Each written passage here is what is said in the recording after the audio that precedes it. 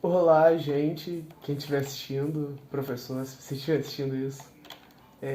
Esse vai ser um vídeo um pouco mais longo, explicando todo o funcionamento, desde o princípio do que a gente idealizou para o circuito até ele funcionando. Aqui eu vou começar pelo básico, pelo que a gente fez primeiro, foi definir todas as portas lógicas.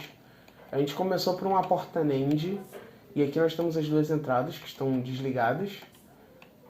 Quando eu ligo uma entrada ou a outra, pode ver que lá atrás não apaga, então continua saindo 1. E quando eu ligo as duas entradas, lá apaga, logo sai 0. Eu penei um pouco para entender a lógica aqui do jogo, para fazer as portas lógicas. Eu comecei pela porta NAND. E assim, depois da porta NAND, considerando a universalidade NAND, a gente poderia utilizar a porta NAND para tudo, porém eu acredito que daria muito mais trabalho por um problema que eu já chego nele. Depois eu defini o input e a porta NOT. A porta NOT vai ser muito importante lá na frente. Após a porta NAND, o input e a porta NOT, a porta END foi a próxima. E pode ver que ela sai exatamente a tabela verdade da porta END. Após a porta END foi a porta OR, que é a mais simples.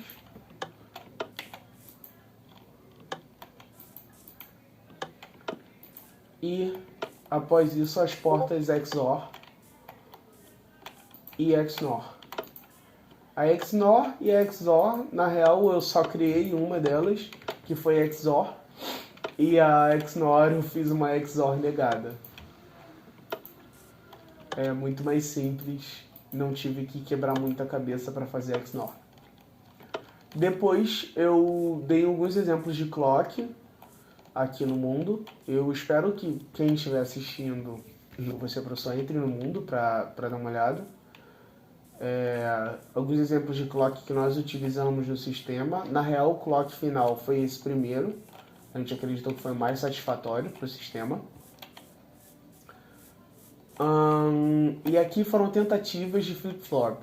Eu quis documentar todas essas tentativas de fazer um flip-flop funcional para mostrar que o processo foi um processo muito trabalhoso e até de tentativa e erro.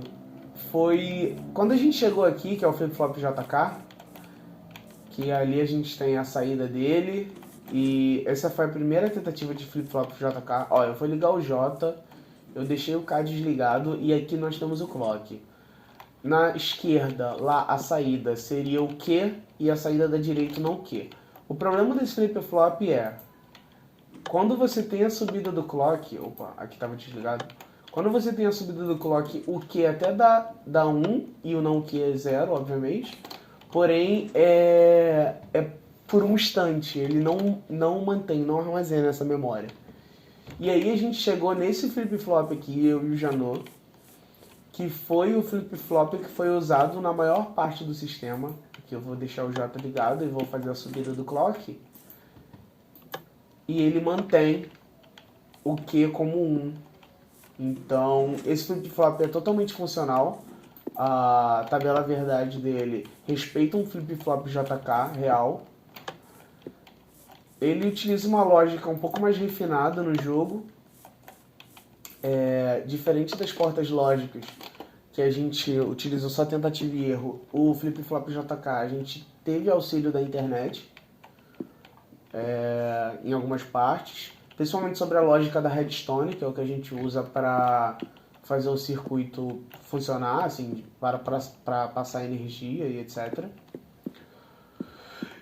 E essa foi a nossa primeira tentativa 100% funcional de um flip-flop, só que a gente observou que, pelo tamanho desse circuito e pela propagação de energia no jogo, eu vou dar um exemplo aqui do lado. Quando a gente bota uma fonte de energia, essa fonte ela não passa a energia por muitos blocos. Olha, Conforme a distância for aumentando, a energia vai ficando mais fraca, até que chega um momento que para de passar energia. Então, a gente precisava otimizar da melhor maneira possível o circuito para que o clock seja síncrono. E aí, lá na frente, um pouco mais, eu mostro como nós chegamos num clock síncrono. Aqui a gente tem o último modelo de flip-flop, que foi um flip-flop do tipo T, que foi o que a gente usou no circuito. Que, na real, começamos com o flip-flop JK. Ele estava 100% funcional com o flip-flop JK. Inclusive, eu tenho um vídeo dele funcionando, o flip-flop JK. Porém, o flip-flop tipo T, ele ocupa menos espaço. Então, e também ele é muito mais sucinto o funcionamento dele. Aqui são 2 pistões e um bloco de redstone que leva energia para o circuito. Aqui o clock, a gente usa o clock como... Aqui, ativei e deu o que deu 1, eu ativo novamente e o que deu 0. E quando eu mantenho a entrada como 0, não importa quantos clocks eu dê, que o que se mantém. Por ele ser mais simples para o circuito, isso foi vantajoso. Como dito anteriormente, esse foi o clock utilizado, o clock do tipo 1 no circuito. A gente usou esses repetidores aqui para deixar o clock mais lento, porém a gente teve um problema. O clock, o tempo em que ele mantinha o 1 e mantinha o 0, o clock em si era muito longo. A gente precisava de um clock mais curto no 1, porém que demorasse mais para vir a próxima subida. Então a gente usou um limitador de pulso, que é esse circuito. Aqui nós podemos ver pós-limitador e aqui pré-limitador, o quanto tempo ele fica ligado. Esse tempo de subida menor nos ajuda muito lá na frente. Aqui nós temos os 4 flip-flops usados, que é o 1, 2, 3, 4, e as portas AND e comparadores que já estão no diagrama do circuito. Então nós tínhamos um problema. A energia vai acabando conforme o espaço vai passando, né? Conforme você vai aumentando a trilha. E nós tínhamos um circuito desse tamanho, com essa quantidade de trilhas, e nós tínhamos que sincronizar ele inteiro. Então, uma coisa que a gente definiu como importante foi ter um clock síncrono. E aqui a gente conseguiu um clock síncrono. Ele usa esses repetidores para atrasar o clock. Então a gente atrasa em 1 o primeiro, em 2 o segundo, em 3 o terceiro, e no final todos os 1s e 0s chegam ao mesmo tempo lá na saída. Aqui nós tivemos uma tentativa em preto de um display de 7 segmentos, e aqui foi uma tentativa de conversor um conversor BCD. Só que ele foi muito complexo, eu não consegui implementar hexadecimal e a gente desistiu dele, porque a lógica foi muito complexa para fazer ele funcionar. O importante é que agora eu vou mostrar, quando a gente tem aqui o nosso display de 7 segmentos, nesse local aqui você põe qual é o número que você quer que o display pare. Por exemplo, aqui ó, 10 que é 2. Né? 10 em binário, 2 em decimal, ou hexadecimal, ou 1. E aí a gente tem que de alguma maneira informar para o circuito que ele tem que parar no 1, e a gente tem que definir para o circuito o que é o 1, ou o número que for. Então nós utilizamos esse circuito comparador aqui com portas lógicas. Quando você chega no número definido lá atrás, ele envia um input com a saída da memória para fazer um reset nos flip-flops, e esse reset faz o contador voltar para o zero. Então, com esse comparador e esse reset implementado pelo Janot nos flip-flops, a gente consegue fazer o circuito já sincronizado voltar para o zero no número desejado, aqui nessa parede aqui da esquerda. Para ajeitar o problema da sincronização dos pulsos, a gente fez essas trilhas que passam por cima do circuito, e todas as trilhas têm a mesma quantidade de repetidores para elas terem o mesmo atraso. Então, acaba que o clock sempre vai chegar ao mesmo tempo aqui para o nosso conversor BCD. Esse foi o conversor BCD usado. Ele tem 16 trilhas, né? Porque é para hexadecimal. E uma vez convertido, ele leva para o nosso display de 7 segmentos. Aqui cada cor, o vermelho, o laranja, até aqui o verde, correspondente a um segmento, tanto que nós temos 7 cores. E quando cada circuito de uma cor é acionado, um dos segmentos de display é acionado ou não. Então, com o nosso conversor BCD e ali o display de 7 segmentos, a gente consegue aqui demonstrar qual é o número que está sendo computado pelos flip-flops.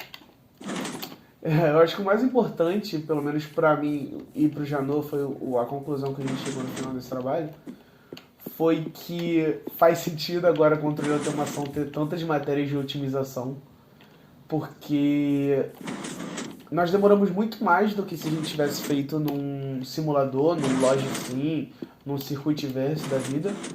Porém, é porque a gente... foi um processo gostoso até, porque a gente passou muito tempo tentando resolver os problemas e fazendo o clock sempre ficar síncrono, para que lá no final não tenha problema. A gente, em algum momento, a gente errou a sincronização, e aí o 6, o 6 tinha o segmento do 7, dava conflito, o 1 dava conflito com o 2, e aí depois a gente teve algum problema com o flip-flop, que ele só computava números ímpares. E assim, foi um processo bem chato de otimização, mas no final eu acho que o resultado foi bem satisfatório, por mais que tenha dado bastante trabalho. No mundo, espero que vocês entrem no mundo, tem placas explicando tudo. Aqui tá para onde foi feito esse circuito, né? Para a matéria de circuitos lógicos, 2022.2, da Tom SA. Aqui ele explica certinho o que você tem que fazer nessa parede, o bit mais significativo, o bit menos significativo. Se você vir mais para cá, tem as placas explicando, aqui ó, tá o pulso pré-limitador, ali tem o clock síncrono, a nossa tentativa de display de 7 segmentos sem hexadecimal. Então assim, eu recomendo que entre no mundo, tá tudo muito bem documentado no mundo, funcionando. Em todos os lugares a gente deixa, aqui ó, trabalho 2 de CL por Derek Janot. Aqui no flip-flop a gente deixa onde é o K, onde é o clock, onde é o J e tudo mais. Eu espero que vocês entrem no mundo, foi muito legal fazer esse trabalho. E é isso, o resultado foi muito satisfatório. Eu vou colocar aqui um número agora só para ter como teste. Aqui está no meio da simulação, e no meio da simulação eu vou definir como 8. E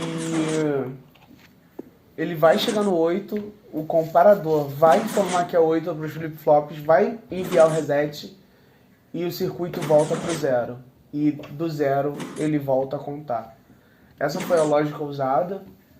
E no relatório eu vou deixar um Mediafire ou um Drive com o mundo na descrição do vídeo e o relatório, para caso você se interesse, dê uma olhada, dê uma lida e entre no mundo para ver o que nós fizemos.